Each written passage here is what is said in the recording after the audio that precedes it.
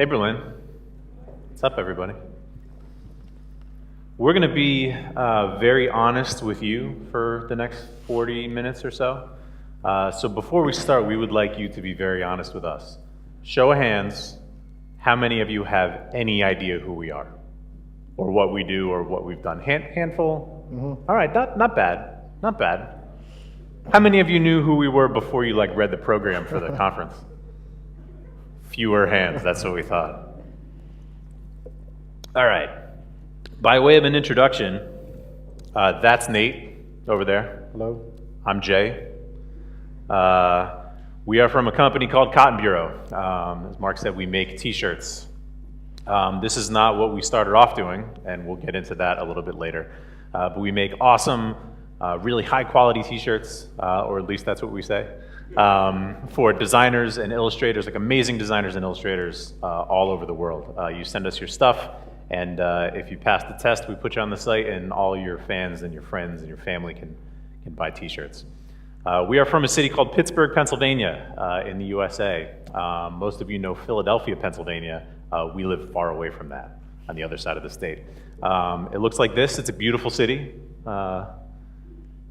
in the valley of three rivers that sort of meet. Yeah, we got there are a couple Pittsburgh people over here. Brad Frost is a fellow Pittsburgh resident. What you probably know us for is the 6-time world champion Pittsburgh Steelers. And I know what you're probably saying is, how can you be world champions of a sport that only Americans play? And what I would tell you is that, number one, you have a lot to learn about how Americans think. And number two, shut your mouth. We like to give a little disclaimer before we talk about the sort of things that we're not going to talk about. We're not going to talk about the web. This being ostensibly a web design conference, you would think, you're not going to talk about the internet. Well, not really. So we're going to skip past that. We're not going to talk about design, and you would think well, you're a web company and you deal in design, so you're probably going to talk. If you're not going to talk about the web, you're probably going to talk about design. Well, we're not really going to talk about that either.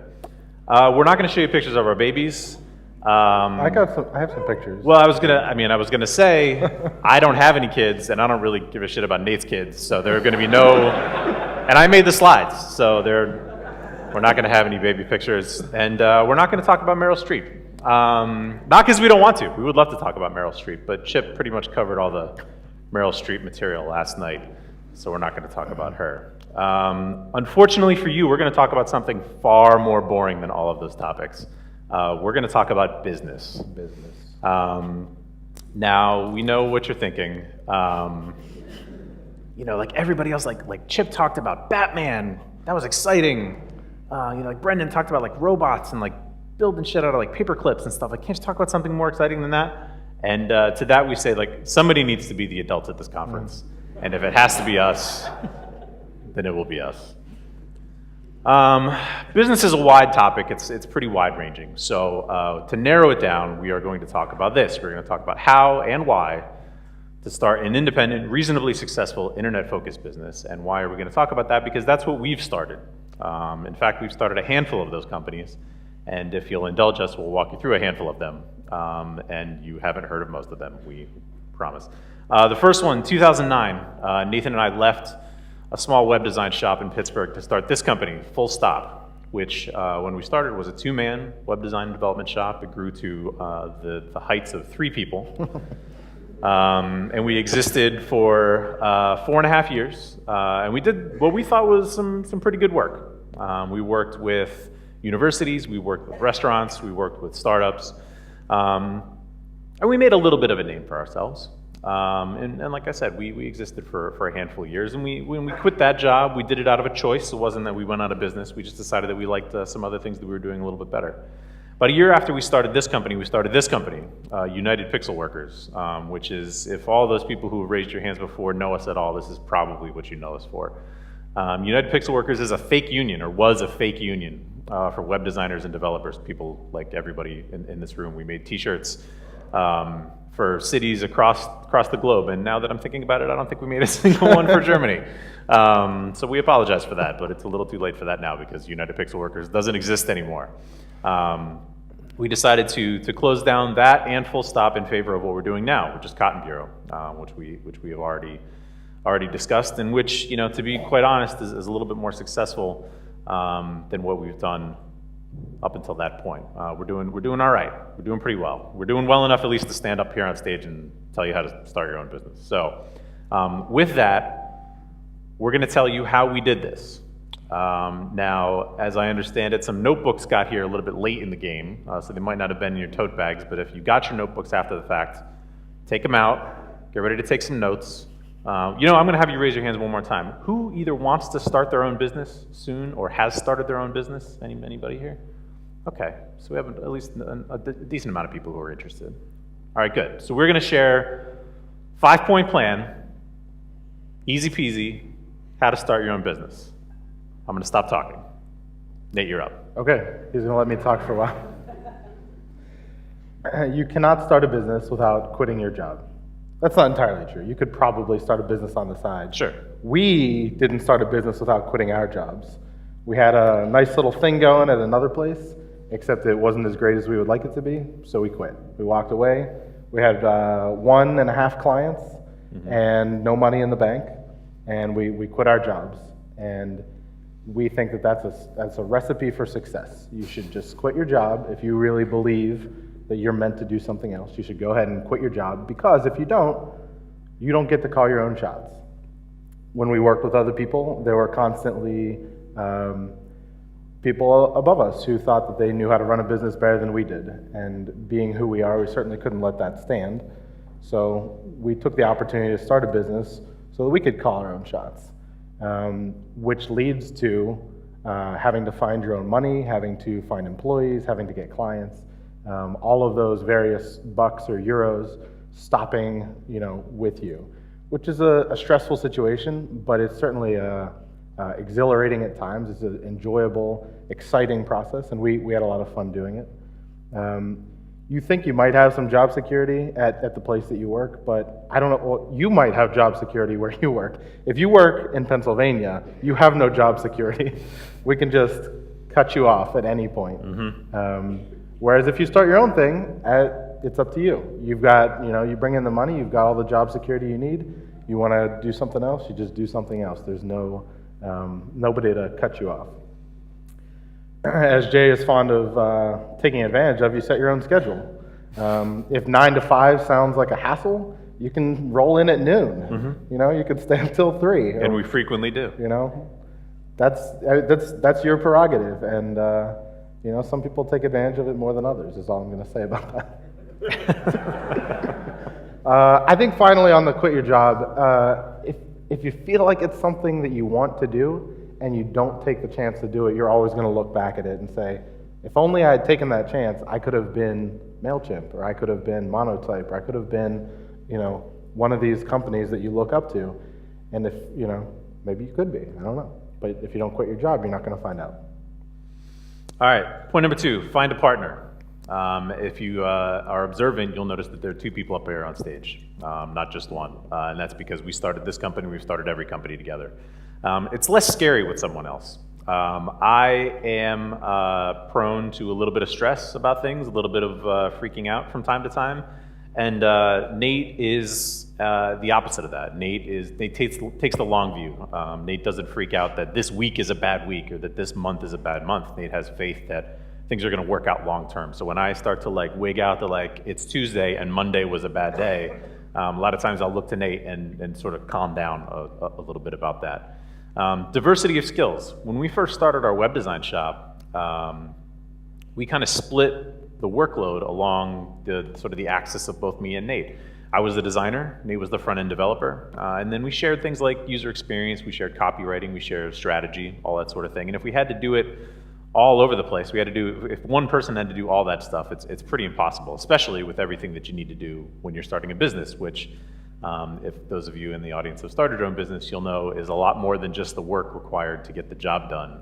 You need to be invested in, you need to have a lawyer, or you need to sort of be your own lawyer, or be your own accountant, be your own human resources department, all those sorts of things that are outside the actual work itself. And shared decision making. Nate and I disagree about a lot of things. Nate and I disagree about most things, in fact. And what that means is that every decision that we have to make has to run the gauntlet of the two of us. It has to make it through that fire, which is usually to the chagrin of our coworkers, about an hour and a half long fight in the middle of the office about every single thing that we need to do, whether it's big or small, whether it's we need to spend $50 on this tiny thing, or whether it's the overall strategic direction of the company. All right, so we introduced ourselves as being from Pittsburgh. I at least am from Pittsburgh. I've lived my whole life in Pittsburgh. Jay at some point moved to Pittsburgh and now considers himself to be a Pittsburgher. I'm a Pittsburgher. Ich bin ein Pittsburgher. And it's a great city, and we love it, and we think it's awesome, and we do our best to represent it. From the time that we were full stop, we put Pittsburgh skyline in the background, and we put the steel symbol on our website. We love where we're from, and we're proud to represent it. And we kind of get a little bit annoyed when it seems like the rest of the internet thinks that you need to move to Brooklyn, or you need to move to Austin, or San Francisco, or who knows, London, or Berlin, for all I know. We take a lot of pride in our city, and maybe you're from here, from Berlin, maybe you're from somewhere else. There's nothing wrong with taking pride in where you are. There's nothing wrong with taking advantage of the fact that it's cheaper to live there, that you can access the internet from anywhere, that you can just start your thing where you are. Maybe your support network is where you are right now, and you love that support network. We've found in our experience that doing what we do in Pittsburgh lets us have all the advantages of selling things on the internet without the disadvantages of sky-high rent and the competition for talent that goes along with being next to Facebook and Dropbox and Apple and Microsoft.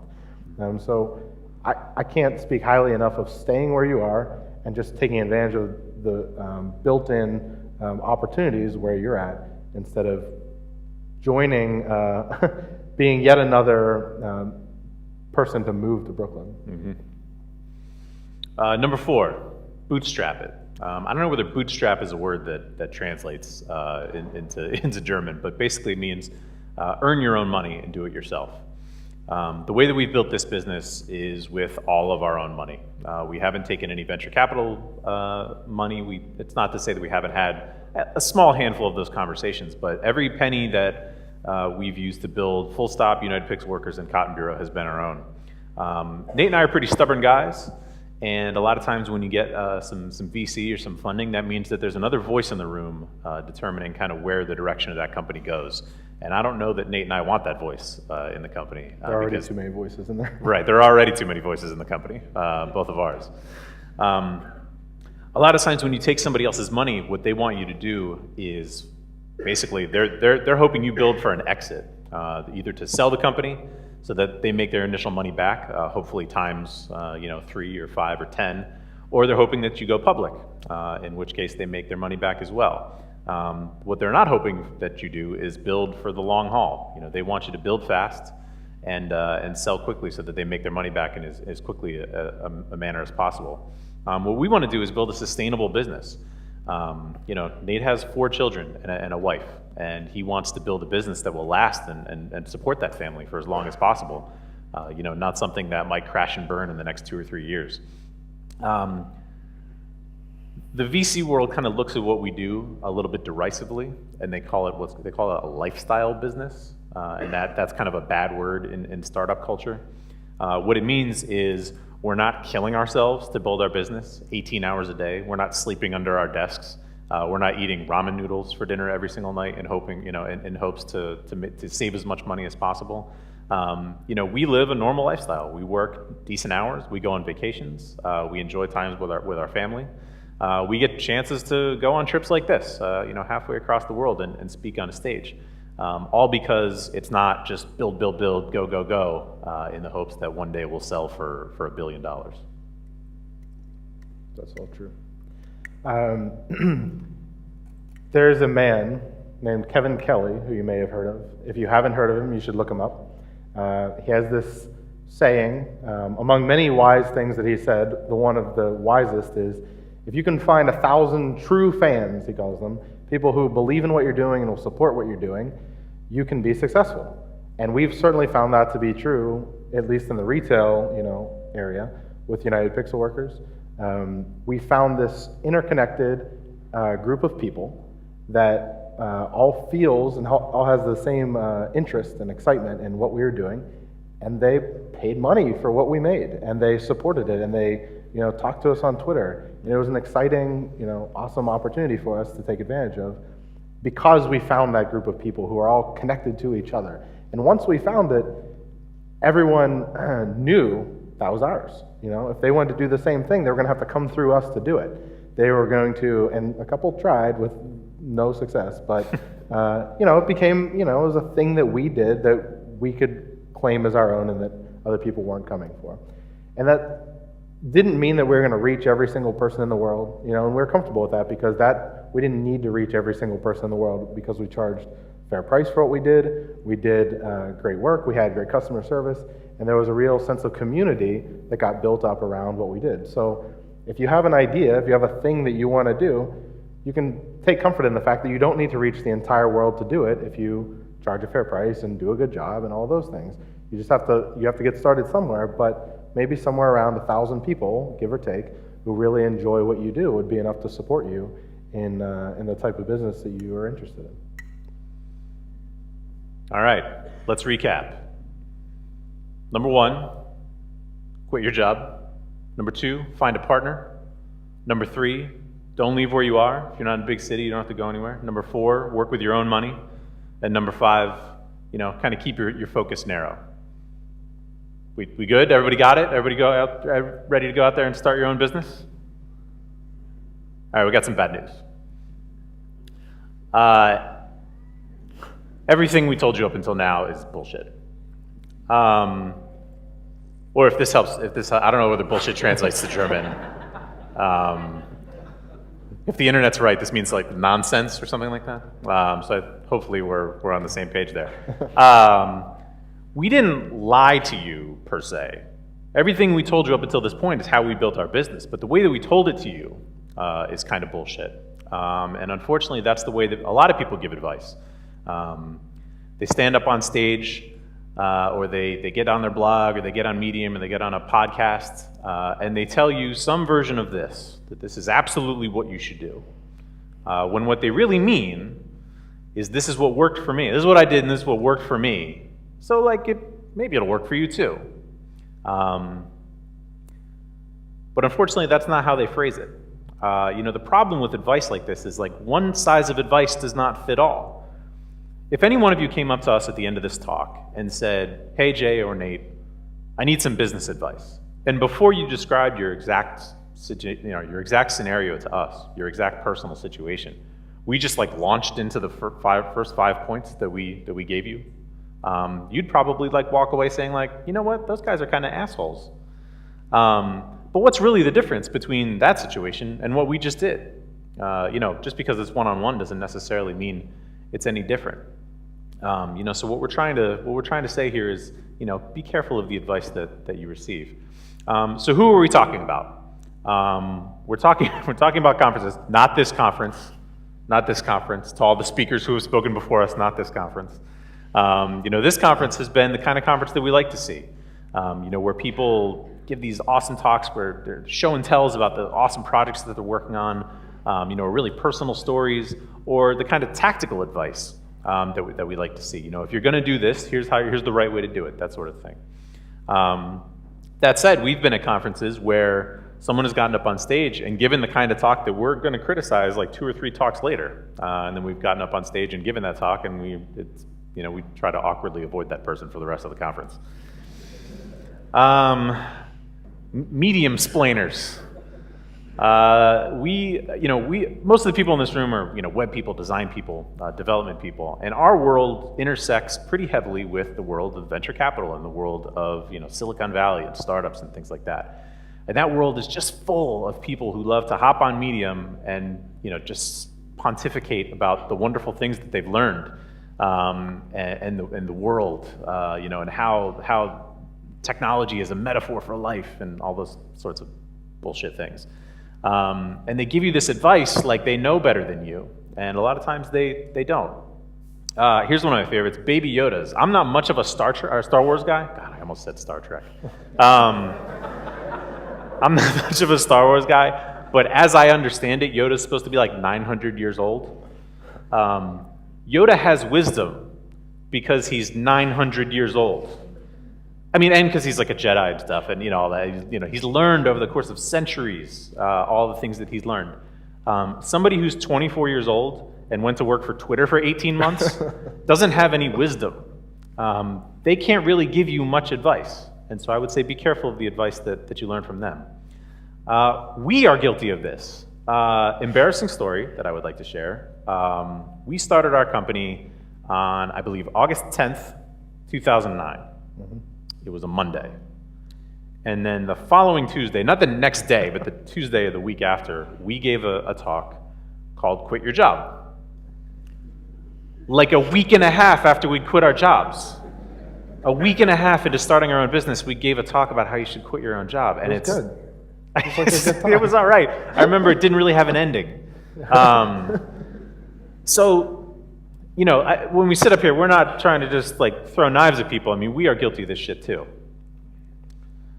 Even the most well-intentioned of us, we're all smart people in this room. We all write on blogs.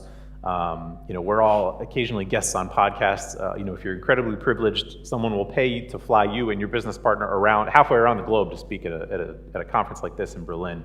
So we all need to be careful about the kind of advice that we give and the way in which we give it. Because you never know who's out there listening. You never know how impressionable that person is, and you never know, just how closely they're going to follow it because you said that this is the thing that you need to do. All right, so now that we've told you how bad of advice givers we are, we're going to give you some more advice. And the way we're going to do it is we're going to go back to the beginning of the talk, and we're going to go point by point, and we're going to tell you why you should do what we didn't do, why you should do the exact opposite thing that we did.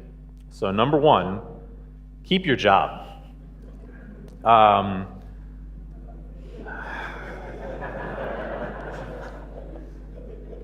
Every day I sweat whether the next day of our company is going to be the last one. So even though, at least if you live in America, in most states you can be fired for any reason at any time, that doesn't mean it's going to happen. But every business owner that I know knows that they're pretty much only like 3 months away from just like total insolvency. And that's a terrifying feeling. It took us 5 years to get to the point where we were making as much money as we were at the last job, the last like real job that we had. 5 years before I made as much money at this job as I did at the job before that. And about the same amount of time until we actually had like a payroll where we got paid like every 2 weeks. Before that, it was just like, well, there's money around, I guess we should pay each other. And that kind of sucks. Ask my wife, she's sitting right over there.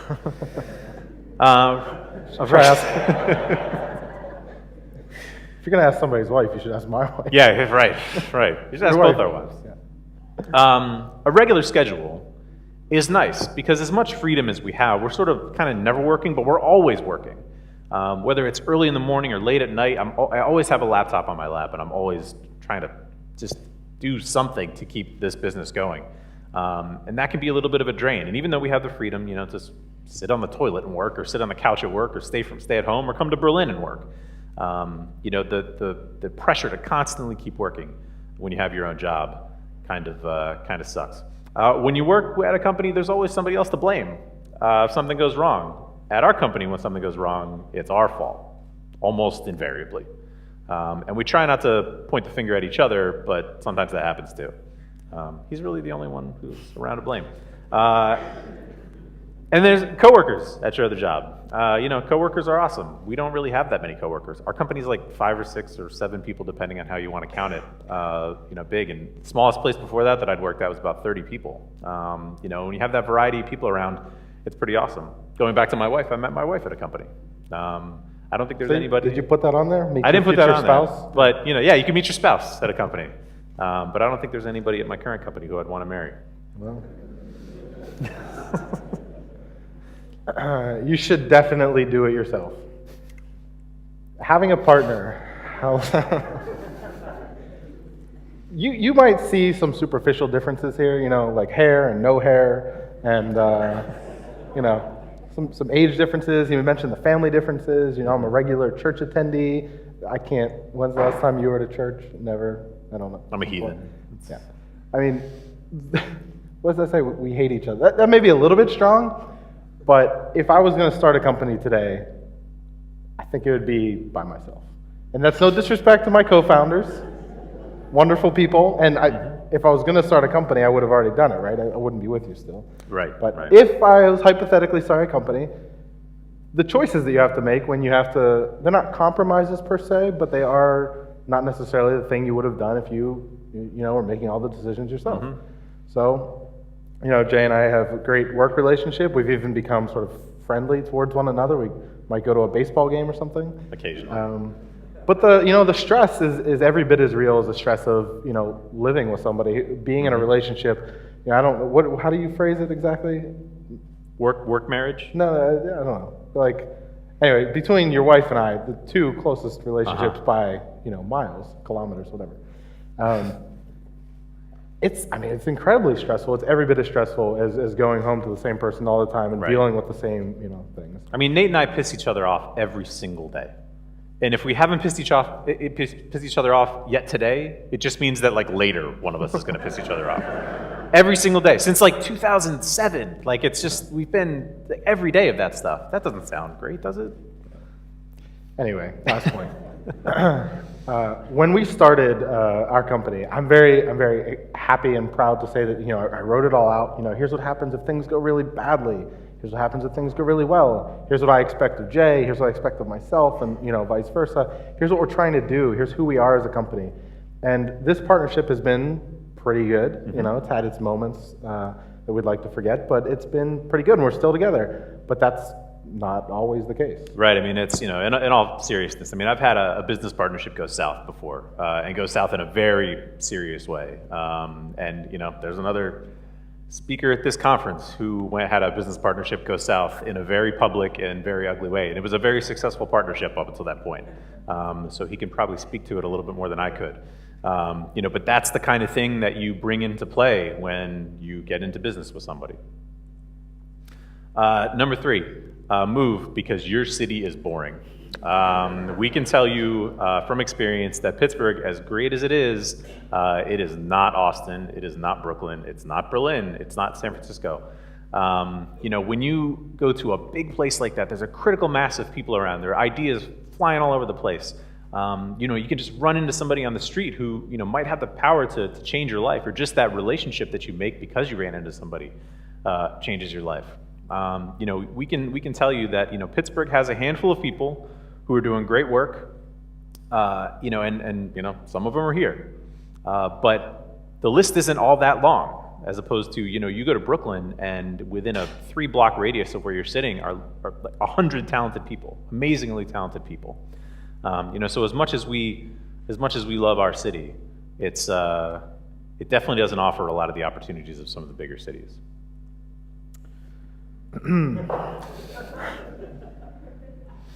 You should definitely take the money. As we've discussed already at some length, there's not a ton of money in what we do.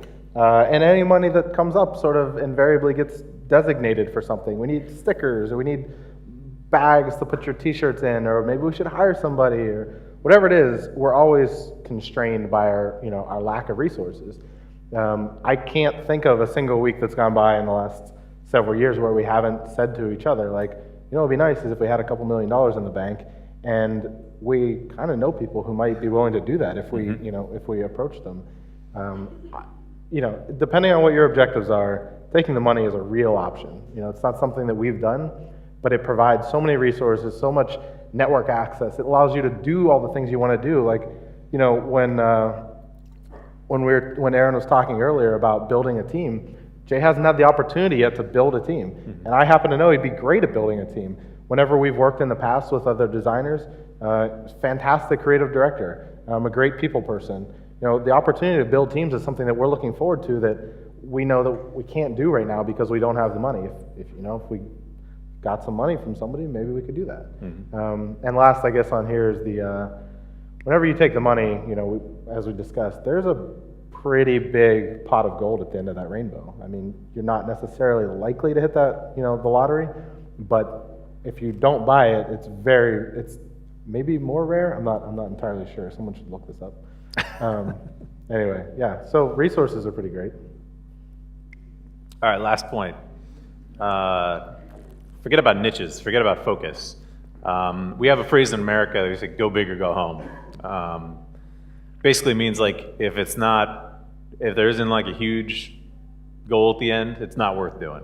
You know, a lot of people in the Valley would look at our company and just be like, you guys, what are you doing? You're not even doing anything. Like your company, the company that we struggle over every single day isn't even worth talking about. Mm-hmm. You know, a lot of VCs would look at us and look at the money we make and say like, we're not going to invest in you because there's no way we would get our money back. You know, if you're somebody who has the aspiration to be an Apple or Google or Facebook or Twitter or Instagram, one of these huge companies, you know, focusing on some little niche and trying to do it yourself probably isn't going to get you there. You know, and we all have pretty big egos. I know that the two of us do. You know, and running a small company like this, you know, doesn't quite scratch that itch all the way. You know, so if we were bigger someday, you know, maybe we'd get there. You know, and if you're the kind of person who, you know, needs to have that fulfilled, you know, running a company like ours probably isn't gonna do it for you. Maybe, all right, let's wrap this up. Maybe there could be like a movie, and like I write you out of it, like when we're huge. Yeah. No. Who? I've never heard Jay. Okay, what's the point? We've been talking about you should do this, and then we say no, you should maybe not do that. You should do these other things instead. Like, what in the world are we getting at? Like, how at the end of this is your head spinning? Or are you just saying to yourself, is it all relative? Like, how do you even make any sort of decisions here? What am I supposed to take away? Let's put it that way. What am I supposed to take away from this talk? All right. let me go back about 25 centuries. Okay, there's a book. You may have heard of it. It's called The Art of War. Sun Tzu. He's a famous author from, you know, China.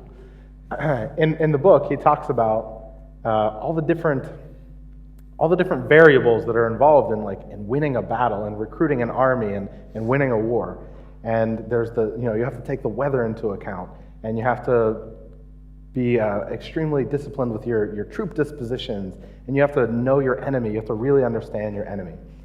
And towards the end of the book, there's, at least the copy I have, there's several commentators in the book. So the one commentator's name is Li Chuan. And I thought Li Chuan said the most exceptional, intelligent thing in the entire book. He said, in the art of war, there are no fixed rules. These can only be worked out according to circumstance. And I thought about that, and I read it, and I thought about it, and I read it. And what he's trying to tell us is, at the end of the day, you can never be free of the obligation of choosing. And a lot of the advice you're going to get is contrary. But it's up to you to choose what's most appropriate for the situation that you're in right now. Or maybe the situation that you would like to find yourself in. But without making that choice, you just have this chorus of voices who are all advising you, hopefully in a well-intentioned way, but they're not you, they're not in your position, they can't make these decisions for you. So, the problem with that quote, as good as it is that I have a better quote. Wow. I have a better quote. Wow. Yeah. So, that quote is good, but it doesn't take into consideration, I think, the bigger picture. So, meaningful advice to me has to be personal. It must be personal. If the advice isn't personal, it's not very good advice. Moreover, in addition to being personal, you have to evaluate this advice through the lens of an external framework. Okay, I'm using a bunch of big words in a row, but through the lens of an external framework. So let's talk about the personal aspect of this first. I'm gonna use a different word for it. Let's call it relevant. If the hypothetical that Jay mentioned earlier happened, and you came up to me after and you wanted to talk about your business, and I said, what you should do is take all the money that you have and invest it in staff, and walked away. And you looked at your buddy and said, like, we don't have any money to invest in staff. Like, what is this person talking about? This impersonal advice is, at best, sort of unhelpful, but at worst, it can be actively harmful. If you took my advice to heart and said, well, he knows what he's talking about, I guess, so I should invest all my money in staff as opposed to, marketing, or as opposed to going out and getting a loan, or whatever else, your other options are, that's not very helpful advice. So we're going to say, all advice to be meaningful and good for you should be personal. It should be tailored to your situation. But there's something else, there's a bigger concept, which I call evaluating through the lens of an external framework. If you're not evaluating through this external framework, you're really just flipping a coin at the end of the day. If we go back to the first one, like, should you quit your job? Maybe you should quit your job. It really depends on a lot of different things, right? Why? What's the value in quitting your job? Maybe you want to travel the world. So you quit your job to travel the world, but instead you kind of have to stick around and deal with employees. I mean, it's a little bit easier today, but whatever your situation is, quitting your job might not be the answer to that bigger question that you're trying to understand. Without looking through that lens and having that perspective, you're really not doing justice to the choices that you have to make. Maybe the best decision for you is to find a company that enables you to travel the world. Maybe you get to come and speak at a conference. Maybe you get to take some time off and recuperate. We can't tell you, nobody can really tell you which of those two things you should do until you sat down and really looked at it from a high level. So, I mean, at least in conclusion for myself, what I've been trying to say, the only advice that I'm trying to give you is to think about your situation in immediate terms, in a very personal way, and to sort of filter all advice that you're getting, whether it's from a friend who you talk to, or a well-intentioned blog post, or two dudes standing down on stage, telling you what to do. You have to filter it through that personal filter first, and then through whatever your value system is on the other side. Do you want to spend time with family? Do you want to travel? Do you really like getting your hands dirty with literally dirty maybe this profession, it wasn't even the right one for you. You have to look at your current circumstances and your future goals and try to figure out, how is this advice relevant to me? Is that all we got? That's all I have. That's all we got.